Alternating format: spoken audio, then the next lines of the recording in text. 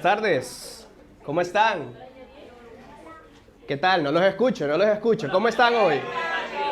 Ah, sí, ahora sí, estaban como dormidos, ¿verdad? Ah, ok. Ahí hay café, cualquier cosa, si tienen sueñito. Ahora, en un momento, vamos a pasar a al siguiente slide y va a haber un mensaje, una frase ahí, que quiero que todos leamos juntos, que leamos todos juntos como familia. ¿Tenemos listo el slide ahí? Sí, ok. Démosle, vamos a leerlo. La tumba está vacía, Él ha resucitado. Wow, yo quiero que le demos un aplauso al Señor por esto que Él ha hecho por nosotros. Hoy estamos celebrando el hecho histórico de que Jesús resucitó. Y eso es todo lo que hace posible que nosotros podamos pasar una eternidad con Dios. Esto que estamos celebrando hoy. ¿Sabían ustedes que Jesucristo cumplió más de 30 profecías al resucitar? Y hace unos años nos pusimos a hablar de probabilidades. Wow, ¿verdad? Hace ya más de 2 años de eso, como saliendo de la pandemia, algo así. Y en ese caso hablábamos de un estudio que decía que para que Jesucristo cumpliera 8 profecías, de Él vivir y todo lo que Él estaba cumpliendo, era una cosa increíble. Era el número que se llamaba 1 entre 10.000 cuatrillones. O sea, era un 1 seguido de 28 ceros. Básicamente imposible, ¿verdad? Que una persona cumpliera 8 profecías. Ahora imagínense el número, no lo tengo aquí, no sabemos cuánto es, pero imagínense el número de que una persona cumpla 30 profecías. Y encima de la resurrección, que es algo que solamente ha sido en Jesús, ¿verdad? Solamente Jesús ha vencido la muerte. Es básicamente imposible. Solo lo quería traer ahí, ¿verdad? Para que tuviéramos esa perspectiva de lo que esto significa. Yo me imagino que esta semana, ¿verdad? Y no solo esta semana, pero muchos acá o todos hemos visto esta siguiente película que se llama La Pasión de Cristo. ¿Sabían ustedes que esta es la película independiente más taquillera de toda la historia? Independiente es una película que no ha sido financiada por una gran productora, ¿verdad? Sino que ha sido financiada por fondos privados. Esta película recaudó 620 millones de dólares y creo que se hizo como con 30. Lo digo así como que 30 milloncitos, pero hizo una gran ganancia, ¿verdad? Y todavía está en el top ahí de la película más taquillera. Y para el otro año, ¿verdad? Para el 2024, se espera que salga la segunda parte de esta, que va a ser específicamente de la resurrección, ¿verdad? Esperemos que esté buena y, bueno, vamos a ver si termina saliendo, ¿verdad? Porque tampoco es tan seguro. Pero bueno, yo les traigo esto a colación porque esta es una costumbre, ver esta película esta semana, y tal vez no esa, pero películas acerca de la vida de Jesucristo. Y hay muchas otras costumbres para esta semana, ¿verdad? De Semana Santa, Viernes Santo, Jueves Santo y cada una de las cosas, ¿verdad? Pero yo quiero que dejen de ver esta semana como una semana solamente de costumbres, ¿verdad? De cosas, de tradiciones a hacer. Y que más bien te preguntes, ¿cómo afecta a mi vida? ¿Qué cosas pasan en mi vida por esto que Jesucristo hizo? ¿Verdad? ¿Qué impacto tiene esto para mí? Porque te aseguro que tiene un impacto. Ojo, no estoy diciendo que estas otras cosas, como ver esta película, sea algo malo, no. Pero quiero que lo llevemos más allá, ¿verdad? En la vida de cada uno de nosotros. Porque podemos preguntarnos, bueno, Jesucristo resucitó, ¿ok? Yo creo eso, pero ¿y después de eso qué pasa? ¿Por qué eso tiene que ser importante para mí? Porque podemos muchas veces, ok, yo recibo a Jesucristo y entiendo todo lo que Él hizo por mí, pero aunque no lo aceptemos, lo vemos como algo allá, como que ya pasó y bueno, eso ya no tiene nada que ver en mi vida, ya no me importa. Sí, me dio la vida eterna, voy a pasar una eternidad con Dios cuando yo muera, pero ¿cómo eso afecta a mi vida? Cada día. Una cosa importante que podemos ver en esto es que la resurrección nos demuestra el inmenso poder de Dios. Y quiero que lo escribas ahí, el inmenso poder de Dios, porque si creemos en la resurrección, estamos creyendo en ese Dios omnipotente, en ese Dios todopoderoso, ese Dios que es creador del universo, que tiene poder sobre todo lo que ha creado en el universo, y por lo tanto estás creyendo en ese Dios que puede levantar de entre los muertos. Estás creyendo en ese Dios que solo el Dios que puede dar vida, puede resucitar después de la muerte. Solamente Dios puede quitar el aguijón, como le llama la Biblia. Estás creyendo en ese Dios. Primera de Corintios 15, 54 y 55 dice: cuando lo que se pudre se vista con lo que nunca se pudre, y cuando lo que muere se vista con lo que nunca muere, entonces lo que dice la Escritura se hará realidad. La muerte ha sido devorada por la victoria. Muerte, ¿dónde está tu victoria? Muerte, ¿dónde está tu aguijón? Aquí Pablo estaba citando a Isaías y a Oseas, y nos estaba explicando cómo esa victoria que ha devorado a la muerte es Jesucristo. Bueno, sí, eso es lo que nos está diciendo que significa esto. Esa victoria es Jesucristo. Solamente Jesucristo es quien le ha ganado a la muerte. Otra cosa bien importante de la resurrección es que la resurrección valida a Jesús. Valida lo que Jesús decía, quién era, a qué venía y lo que hizo. Primera de Corintios 15, 14 y 20 dice: si Cristo no ha resucitado, entonces nuestro mensaje no tiene caso, ni su fe tampoco.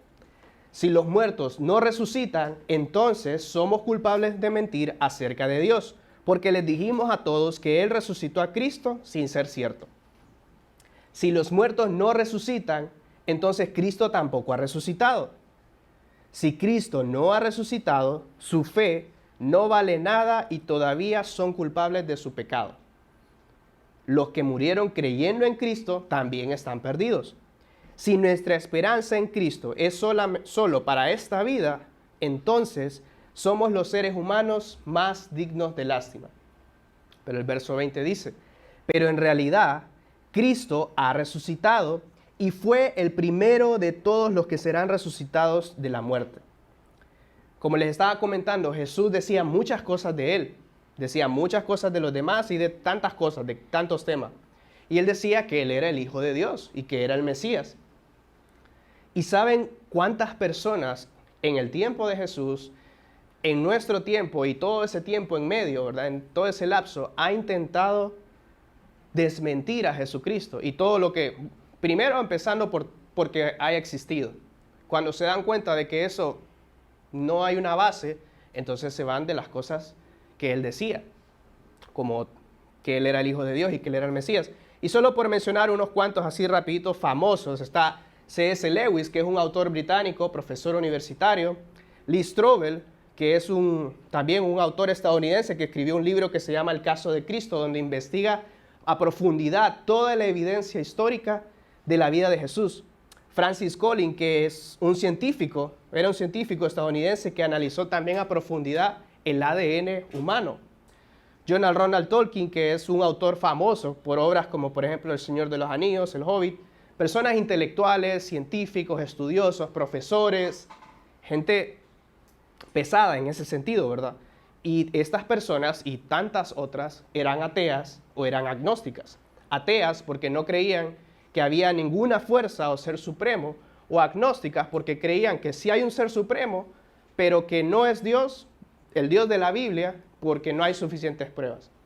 Y todas estas personas, y una lista interminable de personas, llegaron a Jesucristo después de estar lo más al extremo que se pueda estar en su pensamiento, en sus creencias. Investigan a Jesucristo, investigan toda la evidencia histórica que hay y llegan y se convierten al cristianismo, porque, bueno, nosotros nos quedamos en una porción de investigación, ¿verdad? A lo que estas personas, tratando de desmentir a Jesucristo, investigan y se dan cuenta de que no hay otra forma posible sino siendo el Hijo de Dios, lo que Él decía que era. Y no nos vayamos muy lejos. Pablo, ¿verdad?, era un hombre que no podía estar más alejado literalmente de Jesús, ¿verdad? Era lo más al extremo que podía estar, porque ahora, o sea, hoy en día, si yo no creyera, ¿verdad?, en Dios, y yo tendría mi opinión, yo te comparto mi opinión, y en teoría, yo solo te pido que respetes mi opinión, y yo respeto tu opinión, en un buen escenario, ¿verdad? No siempre es así. Pero Pablo era, si no crees lo que yo creo, te arresto y o te mato, ¿verdad? Él perseguía a los cristianos. Él más o menos, en todo el cambio que ocurrió en Pablo fue a partir de su encuentro, que lo vemos registrado en la Biblia. Se cree que ese encuentro ocurre entre el año 33 al 36 después de Cristo, ¿verdad? Cuando sabemos que se le aparece Jesús y le dice por qué lo persigue y todo eso. O sea, después de ese encuentro que él tuvo con Jesús, se convierte en uno de los líderes más influyentes de la historia por el mensaje de Jesucristo, por defender a Jesucristo. Un hombre que había estado lo más al extremo que se podría haber estado de creer en Jesús, ¿verdad? Matando a todas las personas que creían en Jesús, ahora es el líder más influyente o uno de los líderes más influyentes hasta el día de hoy, ¿verdad? Leemos tantas cosas de Pablo, aprendemos tantas cosas de Pablo en sus cartas. ¿Cómo es eso posible? ¿Verdad? Otro punto bien interesante es que los discípulos, que eran personas como tú y como yo, no eran diferentes. O sea, esas personas no eran superhéroes, ¿verdad? Y dependiendo de qué área lo agarremos, incluso podríamos decir, bueno, yo por lo menos estudié, me gradué, trabajé. Ellos eran personas sin estudio, o sea, eran pescadores, solo trabajaban y ya. Entonces, eran personas comunes y corrientes, ¿verdad? Como cualquier trabajador, como cualquier cosa. Y eran personas que tenían problemas, miedos, preguntas, y podemos ver en la Biblia, o sea, eso no me lo estoy inventando, podemos ver en la Biblia cómo ellos dudaban y aún caminando con Jesús, viendo milagros que hacía Jesús, muchas veces dudaron, ¿verdad? Y en ciertos momentos lo negaron, en ciertos momentos huyeron, corrieron, pero estas personas, sí, de carne y hueso, como tú y como yo, de un momento a otro deciden literalmente morir por Jesús. No deciden apoyarlo, no deciden, si haciendo una comparación, no deciden ir a su perfil social y darle seguir y darle like a sus fotos. No deciden solo aplaudirlo, no, deciden morir por él, ¿verdad? Y nadie en su sano juicio va a dar su vida por algo que cree que es mentira. Él predicó, él enseñó con ellos 3 años y él siempre les dijo a qué venía, quién era y qué es lo que iba a suceder. Pero cuando ya fue el momento serio, ¿verdad? Que lo hemos podido ver en películas, lo está en los evangelios. Cuando ya era el momento serio, como dicen, calabaza, calabaza, cada quien para su casa, corrieron, ¿verdad? Perdieron esperanza, tuvieron miedo, negaron a Jesús. ¿Pero por qué? Acababan de matar a su líder, ¿verdad? Aunque habían visto todos estos años de milagros y de cosas y de que creían, pero ¿qué fue lo que hizo ese cambio radical en los discípulos? Bueno, está en 1 Corintios 15, 3 y 8, dice: les he comunicado el mensaje que recibí, del cual les he dicho lo más importante, que Cristo murió por nuestros pecados, tal como dicen las Escrituras, que fue enterrado y al tercer día resucitó, como dicen las Escrituras, y que se apareció a Pedro y luego a los 12. Después se apareció a más de 500 hermanos al mismo tiempo. Muchos de ellos todavía están vivos, otros ya han muerto. Luego, Cristo se apareció a Santiago y de nuevo a los apóstoles. Por último, dice Pablo, se me apareció a mí. Conmigo fue diferente como un bebé nacido a destiempo, ¿verdad? Porque Pablo nunca fue un discípulo, no anduvo con él esos años. Ya sabemos cómo Pablo llega a Jesús. Todas estas personas entonces llenas de miedo, de ansiedad, derrotados, se convierten en esas personas full de valor, full decididos, ¿verdad? Entregados, ahora dispuestos a dar su vida por compartir a los demás lo que acababan de ver, lo que habían visto, claro, durante esos años, pero lo que había ocurrido en ese momento, que validaba todo lo que Jesús decía que venía a hacer. ¿Y por qué lo venía a hacer? No les importó que fueron perseguidos, fueron metidos presos, fueron asesinados, fueron torturados, pero ellos estaban decididos en que tenían que compartir el mensaje que Jesús les había dado, ese mensaje radical de que solamente Jesús salvaba, de que solamente Él perdonaba pecados. Y eso solo lo podía hacer algo tan radical como que Jesús murió y resucitó como Él dijo que iba a hacerlo. Ese mensaje que acabamos de leer, les he comunicado el mensaje que recibí, del cual les he dicho lo más importante, que Cristo murió por nuestros pecados, tal como dicen las Escrituras, que fue enterrado y al tercer día resucitó, como dicen las Escrituras. Eso estaban queriendo compartir ellos. Ahora, convencidos con todo su ser, sin importar lo que eso significara.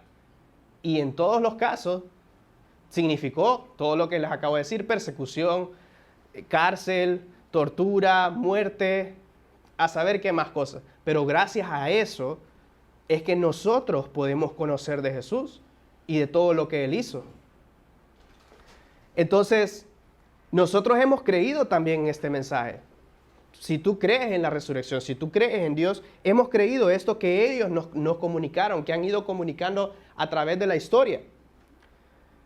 Y este mensaje trae consecuencias que afectan directamente a tu vida, a mi vida. Y hoy vamos a estar hablando de esas consecuencias aquí en la tierra y eternamente. ¿Cuáles son esas consecuencias? Bueno, la primera es que número uno, nos brindó el regalo de la vida eterna. Y quiero que apunten ahí. Yo creo que muchas veces nos concentramos demasiado en nuestra vida aquí en la tierra y no nos gusta admitirlo, ¿verdad? Porque para admitir eso tenemos que reconocer la avaricia, el egoísmo en nuestro corazón, ¿verdad? Y ahí estamos todos. Pero lo que Jesucristo hizo por nosotros es la muestra de amor más grande que va a existir jamás. No va a haber algo más grande que lo que Jesucristo hizo. Y a Él no le importó si nosotros íbamos a ser agradecidos con Él, si íbamos a seguirlo o no. Él simplemente nos amó y decidió hacerlo. Y hay que darle gracias a Dios por su amor, porque gracias a Él no vamos a morir eternamente. Él nos brindó el regalo de la vida eterna. No moriremos eternamente cuando lo recibimos a Él. Jesús estaba hablando con Marta, la hermana de Lázaro, que llevaba 4 días muerto. Y en Juan 11, 25, 26 dice, le dijo Jesús: yo soy la resurrección y la vida. El que cree en mí, aunque esté muerto, vivirá. Y todo aquel que vive y cree en mí, no morirá eternamente. ¿Crees esto?, le preguntó Jesús. Y yo te lo pregunto a ti. ¿Crees esto? ¿Crees esto de que Jesús es la resurrección y la vida y que no moriremos eternamente por lo que Él hizo? Él fue, con su muerte y su resurrección, Él fue el que hizo posible el camino a Dios. Él es el puente directo a Dios, directo a su presencia, directo a una eternidad al lado del Señor, para todo aquel que crea en Él como su único y suficiente Salvador. Todo el que haga eso, como vemos en ese verso, no morirá eternamente. Solamente Jesucristo puede ser nuestra base sólida. Yo estoy seguro que en algún momento todos nos hemos parado en algo frágil, ¿verdad? Aquí no estoy parado en algo frágil, ¿verdad? Pero imagínense algo frágil. Eso tendemos a hacer con las cosas en nuestra vida, con donde depositamos nuestra esperanza. Pero la Biblia dice que solamente Jesucristo es esa esperanza que no se daña, perfecta, esa esperanza viva. Y lo dice en 1 de Pedro 1, 3 al 6, que dice, y hace poco lo vimos, este pasaje: alabado sea Dios Padre de nuestro Señor Jesucristo, por su gran misericordia nos ha hecho nacer de nuevo mediante la resurrección de Jesucristo. ¿Para qué? Para que tengamos una esperanza viva y recibamos una herencia indestructible, incontaminada e inmarchitable. Tal herencia está reservada en el cielo para ustedes, a quienes el poder de Dios protege mediante la fe hasta que llegue la salvación que se ha de revelar en los últimos tiempos. Esto es para ustedes motivo de gran alegría, a pesar de que hasta ahora han tenido que sufrir diversas pruebas por un tiempo. Fíjense que Pedro lo primero que hace es alabar a Dios por lo que hizo por nosotros. Y esto es una pregunta directa a tu corazón. ¿Estás tú alabando a Dios por lo que hizo por ti? ¿Estoy yo alabando lo que hizo Dios por mí? Y esto no se trata de un ritual, ¿verdad? De amén, no. En tu corazón estás alabando a Dios por lo que Él hizo por ti, a Jesucristo por dar su vida, porque gracias a Él no vas a morir eternamente, como leíamos arriba. Y es para que pensemos, ¿verdad? Para que meditemos en nuestra vida. Y también dice, todo esto es por su gran misericordia. Y siempre me llama la atención, siempre que leo ese pasaje, ¿por qué no dice solo misericordia? ¿Por qué no dice por su misericordia? Por su misericordia nos ha hecho nacer. ¿Por qué le pone el gran? ¿Verdad? Y es simplemente la grandeza del Señor, lo inimaginable que es para nuestra mente, ¿verdad? Porque recordemos que misericordia es no recibir lo que merecemos a causa de nuestros pecados. Y Él Él tiene gran misericordia por mí y por ti. A causa de mi pecado yo merezco esa muerte espiritualmente hablando, ¿verdad? Esa separación del Señor. Pero Dios muestra esa gran misericordia al no darme lo que yo merezco y más bien decide amarme incondicionalmente y darme algo por gracia que yo no merezco, que es la salvación a través de Jesucristo. O sea, es algo que para nosotros es, wow, o sea, no tiene sentido, pero para Dios tiene sentido. Dios decidió amarnos de manera incondicional, ¿verdad? Y por eso decide hacer esto, no darnos lo que merecemos y darnos algo que no merecemos, como la salvación. Nuestra esperanza, esa esperanza de no morir eternamente, comienza con la gran misericordia de Dios, porque sabemos que nuestra naturaleza, ¿verdad? Mi carne merece el pecado, merece la muerte a causa del pecado. Y esa esperanza es viva porque es una herencia indestructible, como dice el verso, incontaminada e inmarchitable. Se llama esperanza viva porque es imperecedero, porque no se va a dañar, no va a cambiar. Jesucristo va a ser el mismo. Muchas veces hablamos de cómo Dios ya nos ama lo que nos va a amar. No nos ama más por algo que yo haga, por algo que no haga. No me ama menos por algo que yo haga, por algo que no haga. Pero a nosotros nos cuesta entender eso. Y realmente es una lucha, nos cuesta entender eso. Pero Jesucristo es esa esperanza viva. No creas que la salvación se pierde.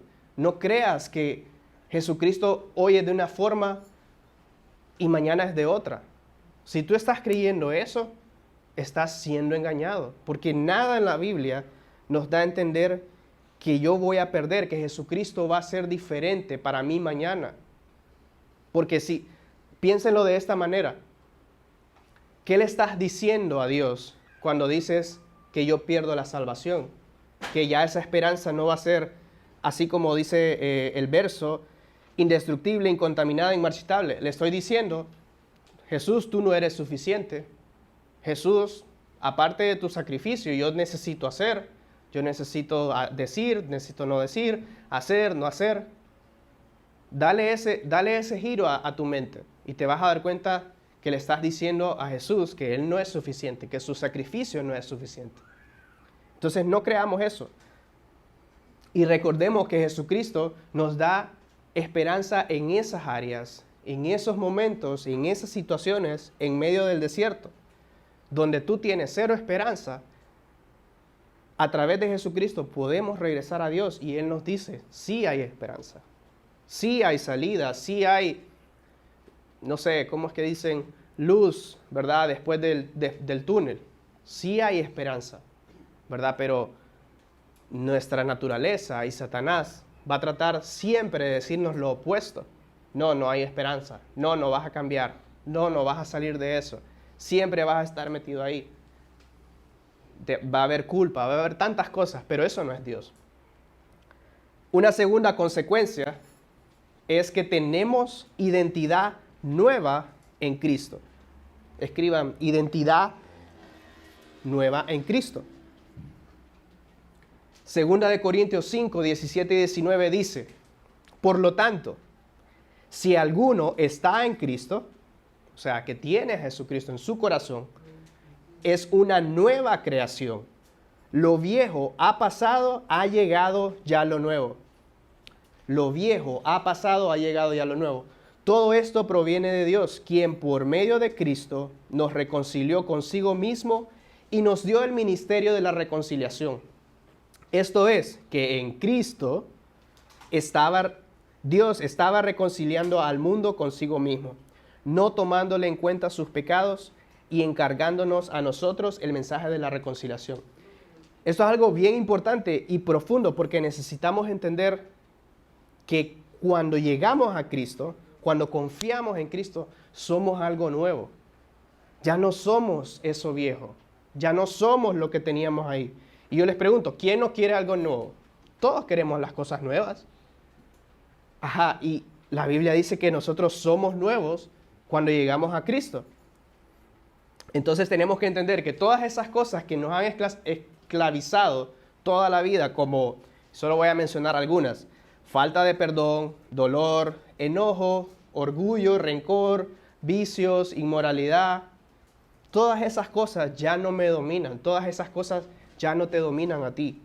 Ya Cristo te dio una nueva vida.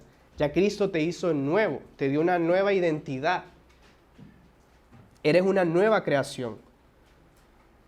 Pero, se los mencionaba ahora, Satanás y tu naturaleza de pecado quiere seguir haciendo nuestra vida imposible. Nuestra vida ya no nos puede sacar de la mano de Dios.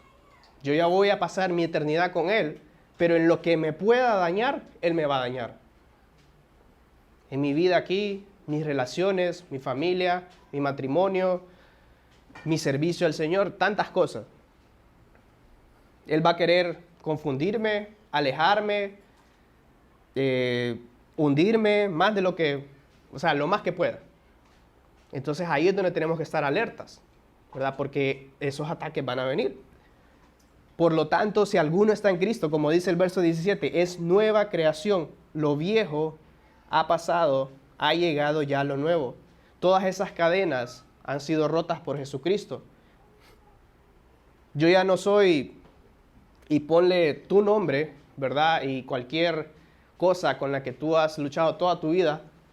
Vamos a decir, yo ya no soy Carlos el egoísta, no soy Carlos el borracho, Carlos lo que es esto y esto. Ponle tu nombre y ponle algo con lo que tú has luchado. No, Dios deja eso atrás. Dios tira ese pecado, porque ahora nos ve a través de los ojos de lo que Jesucristo hizo y nos ve perfectos, nos ve limpios, ¿verdad? Nos ve sin pecado. Entonces, esas cosas ya no te definen. Y eso es lo que tenemos que cambiar, porque luchamos con eso. Todos luchamos con que yo soy esto que era antes de llegar a Jesucristo. O por decir algo, hay 10 cosas que yo era antes de Jesucristo y 8, ya, limpié esas 8. Pero voy toda mi vida con esas 2. No, todas las cosas Cristo las limpió. Todas las cosas las podemos dejar atrás, porque Él nos hizo nuevos. Él nos dio una nueva identidad con lo que Él hizo en esa cruz, porque murió y resucitó. Entonces, esa frase de ese verso, llevémonos eso. Lo viejo ha pasado, ha llegado ya lo nuevo. Tú eres nuevo en Cristo. Y una tercera consecuencia es que poseemos el mismo poder de Cristo en nosotros. Poseemos el mismo poder de Cristo en nosotros. Efesios 1, 19, 20 dice: verán también lo grande que es el poder de Dios, que es el poder que Dios da a los que creen en Él. Es el mismo gran poder con el que Dios resucitó a Cristo de entre los muertos y le dio el derecho de sentarse a su derecha en el cielo. Ese verso, siempre es como aquella explosión. ¿Cómo es que yo tengo en mí el mismo gran poder con el que Dios resucitó a Cristo de entre los muertos? Porque mi naturaleza me dice que yo no tengo ese poder, ¿verdad? Y por eso está, el verso, no me acuerdo ahora, que Pedro creo que le dice al Señor, aumenta mi fe, y eso es algo que constantemente, ¿verdad? Tenemos que decirle al Señor, aumenta mi fe, o yo le tengo que decir porque, wow, es una lucha ver esto, pero es una verdad, es una realidad, está ahí. Tenemos el mismo gran poder de Dios con el que resucitó a Cristo.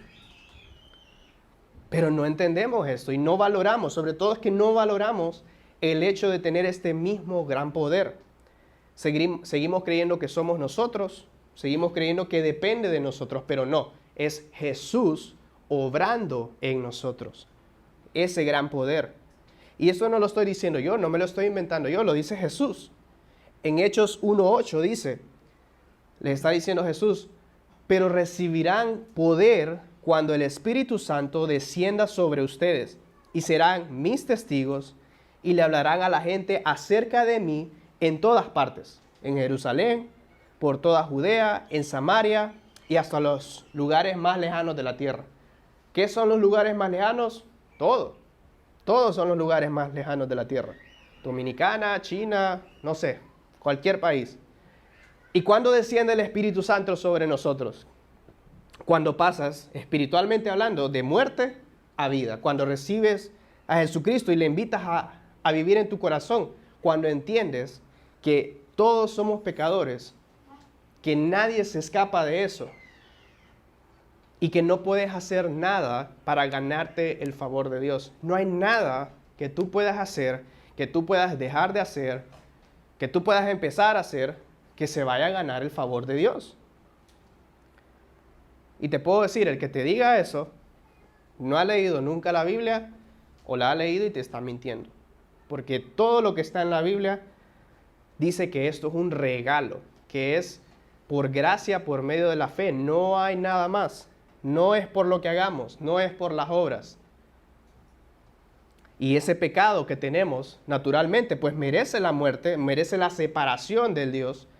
Pero por Dios, por su gracia y su gran misericordia, envía a Jesús a morir en mi lugar, a morir en tu lugar, y hace posible todas estas cosas, hace posible de que eternamente no vamos a morir cuando le recibimos, cuando decimos, wow, yo no puedo hacer nada. Jesús, ven a mi vida, ven a vivir a mi vida. Te recibo como mi Salvador personal. Romanos 8:11 dice, Dios resucitó a Jesús de la muerte, y si el Espíritu de Dios vive en ustedes, el mismo que resucitó a Cristo le dará vida a su cuerpo mortal por medio del Espíritu que vive en ustedes. Aquí, hoy, el Espíritu de Dios nos dará vida a ese cuerpo mortal. Nos dará vida eterna, nos dará vida en abundancia. Nos va a romper todas esas cadenas, todo eso. Somos nuevos, como acabamos de ver. Y hay algunas cosas ahí que yo quiero que tomen nota ya para ir finalizando del poder que tenemos en nosotros. El poder de un cristiano, su capacidad de hacer cualquier cosa, se recibe del Espíritu Santo. Sin el Espíritu Santo, los discípulos, tú, yo, solo vamos a estar remando con nuestras propias fuerzas. Y le podemos preguntar a, no sé cómo se llame, el campeón de remo, ¿verdad?, del mundo, pero en algún punto se le terminan sus fuerzas, aunque sea el mejor. Entonces todos sabemos aquí que nuestras fuerzas se van a terminar, pero el poder de un cristiano se recibe del Espíritu Santo. El poder que un cristiano recibe de Dios fortalece su interior. Segunda de Corintios 4:16 dice, por tanto no nos desanimamos. Al contrario, aunque por fuera nos vamos desgastando, por dentro nos vamos renovando día tras día. Dios te va renovando día tras día. Dios está ahí contigo día tras día. Él te va renovando. Por fuera te vas desgastando, me voy desgastando, pero por dentro, por el poder de su Espíritu, nos va renovando día tras día. Entonces no pienses que estás solo, porque no estás solo. Dios está contigo. El poder que un cristiano recibe de Dios le permite convertirse en un servidor del Evangelio. Efesios 3:7 dice, por la gracia y el gran poder de Dios, no es por la gracia y todo lo que tú puedas hacer, no. Por el gran poder de Dios, se me ha dado el privilegio, vean cómo lo pone, el privilegio de servirlo anunciando esta buena noticia. Todo lo que tú puedas hacer viene del Señor. Él es el quien te permite convertirte en un servidor del Evangelio. Y un servidor del Evangelio no es venir aquí y tocar uno de estos instrumentos, no es dar un mensaje. Un servidor del Evangelio es día a día, en las clases, en el trabajo, al conducir, al ir en la guagua, a lavar los platos, a limpiar la casa. En todo momento, tú puedes ser un servidor del Evangelio. ¿Cómo reflejas a Jesucristo día tras día? El poder que un cristiano recibe de Dios le permite soportar el sufrimiento ante la persecución. Y este pasaje es uno de mis favoritos. Segunda de Timoteo 1, 7, 8 dice, pues Dios no nos ha dado un espíritu de timidez, sino de poder, de amor y de dominio propio. Así que no te avergüences de dar testimonio de nuestro Señor, ni tampoco de mí, que por su causa soy prisionero. Al contrario, tú también, con el poder de Dios, no con nada más, con el poder de Dios, debes soportar sufrimientos por el Evangelio. Lo que te va a permitir soportar el sufrimiento, las cosas que vas a pasar, porque todos vamos a pasar situaciones en nuestra vida, es el gran poder de Dios. Son sus promesas, su palabra, su presencia, su espíritu en ti. Eso es lo que te da la fuerza. No el tiempo que tengas en la iglesia, no si tienes 50 años en el Evangelio de haber recibido a Cristo. Puedes tener un día y en ese siguiente día ganas una batalla. Pero eso fue a través de Jesucristo. Entonces, como les decía al inicio, quitémosle solo las tradiciones, las costumbres, la religiosidad. No, somos nueva creación. Dios nos dio la vida eterna a través de Jesucristo. Y tenemos el gran poder de Dios con nosotros. Y para ir terminando, a mí me parece increíble cómo ese Dios todopoderoso, omnipotente, omnisciente, omnipresente, o sea, esa majestuosidad que no podemos entender, hace algo como lo que está en Juan 3:16, que todos hemos escuchado, pero lo vamos a leer juntos. Y Leo lo leía cuando cantaba. Porque de tal manera amó Dios al mundo, que ha dado a su Hijo unigénito para que todo aquel que en Él cree no se pierda, mas tenga vida eterna. ¿Dice que hay que hacer algo más? No. En Él cree, que Él es el Hijo de Dios, que Él vino a pagar tus pecados en una cruz. No se va a perder. Como le estaba diciendo a Marta en el otro verso, vivirá eternamente. No se pierda, mas tenga vida eterna. Ese Dios tan poderoso te amó de manera personal. Y en otro mensaje recuerdo haber hablado como todos esos pasos desde que Dios te piensa cuando no has nacido, que Dios te entreteje, te forma y todo lo que hemos ido aprendiendo. Cómo va en cada parte de nuestra vida, en cada día. O sea, ese Dios que es tan detallista contigo. No eres un número más. Para el gobierno, por ejemplo, eres un número más. 402, no sé qué, no sé qué. Muchas veces en los trabajos eres un número más. Cuánto das, qué haces, qué funciones tienes. Pero para el Señor no somos un número más. Somos su creación. Cuando no hemos recibido a Jesucristo, todos somos su creación. Y cuando recibimos a Jesucristo, somos su hijo, su hija. Y Él te amó de tal manera que dio a Jesucristo. Y como le preguntaba a Marta, te pregunto a ti hoy, ¿crees esto?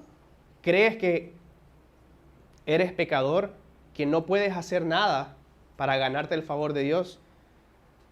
Y que Jesucristo vino al mundo, murió por ti, cargó tus pecados, mis pecados en una cruz y resucitó al tercer día como Él dijo y venció todo esto y que gracias a eso podemos pasar una eternidad con Él y vivir eternamente.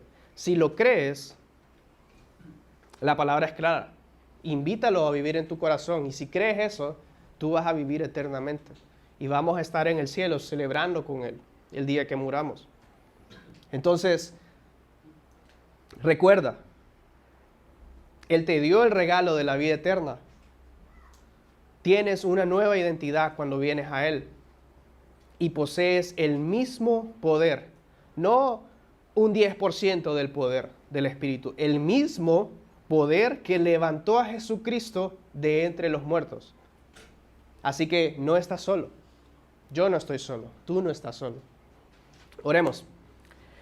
Señor, te doy gracias por este tiempo, Padre. Gracias porque podemos descansar en ti, Señor, porque tú eres maravilloso, porque tú enviaste a Jesucristo, Señor, a pagar por todos nuestros pecados y porque prometes en tu palabra que todo aquel que crea eso vivirá eternamente, Señor. Qué rico que no tenemos que depender de nosotros, no depende si yo hago, si yo no hago, depende de ti. Tú me estás sosteniendo. Gracias porque hoy podemos celebrar, Señor, porque hoy podemos recordar que tú resucitaste, que tú venciste la muerte, que tú venciste ese aguijón que estábamos leyendo, que tú eres esa victoria para nosotros. Gracias, Señor. Te doy gracias por este tiempo, gracias porque podemos estar aquí juntos en familia y te pido que podamos seguir disfrutando del tiempo de alabanza y del tiempo de comunión, Padre. Y que al final de la noche, pues, nos lleves con bien a todos, Padre, a nuestros hogares. En el nombre de Jesús. Amén.